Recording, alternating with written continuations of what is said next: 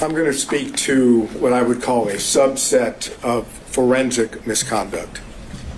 And I'm going to assume that all the law that's been provided to you in pleadings as well as emails, you know, you don't need me to tell you what the law is. So I want to just set up how the disqualification and then dismissal of the indictment should take place under the subset of forensic misconduct.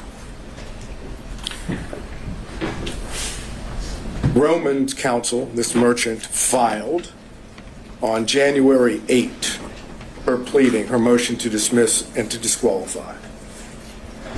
We were in court that Friday of that week in which I made it known that we, that is President Trump, may adopt that motion. I wanted to see what was going to happen before I did so. That Sunday, which would be January the 14th, 2024, DA Willis took it upon herself to go to a historic black church in Atlanta, having not responded at all to the motion of Ms. Merchant's client, Roman. And she made what we now call the church speech. And Your Honor has reference to that. You didn't necessarily want evidence on that, but you know what the church speech was. It was videoed. It was clear that Ms. Willis had notes. She was reading from notes that she had prepared.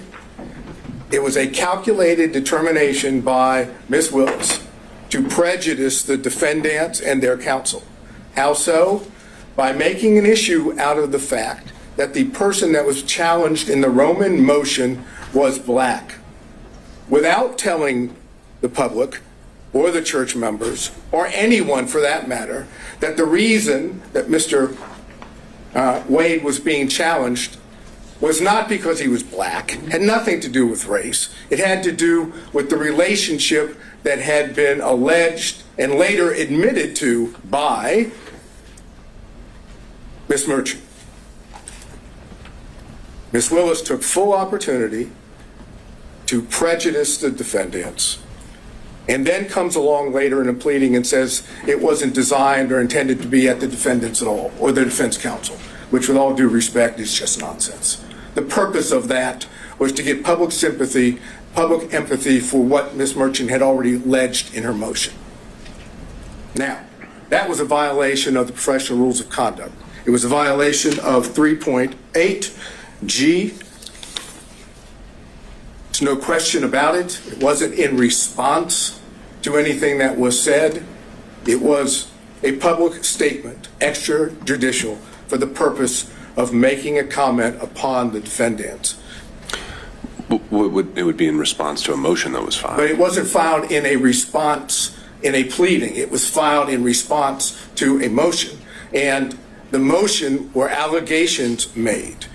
If Ms. Willis wanted to respond at that point, she could have said the facts of the matter. Instead, she misstated what the situation was, took advantage of the opportunity, an ethical violation, and the ethical violation makes it clear that you must refrain from making extrajudicial comments that have a substantial likelihood of heightening public condemnation of the accused. Can you think of anything more that would heighten public condemnation of the defendants than alleging that defense counsel and the defendants were making their motion based on race and religion?